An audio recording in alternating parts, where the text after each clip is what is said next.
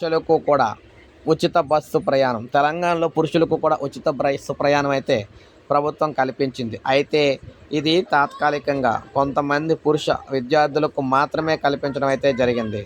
So తెలంగాణలోనూ కూడా NEET UG పరీక్షలు రాసే విద్యార్థులకు ఆర్టీసీ బస్సుల్లో ఉచిత ప్రయాణం కల్పిస్తున్నట్లు రాష్ట్ర ప్రభుత్వం ప్రకటించింది. జూన్ 21న నీట్ రీ ఎగ్జామ్ నిర్వహిస్తున్న విషయం అందరికీ తెలిసిందే. విద్యార్థులు హాల్ టికెట్ చూపిస్తే ఆర్టీసీ బస్సుల్లో ఉచితంగా ప్రయాణించవచ్చని చెప్తున్నారు.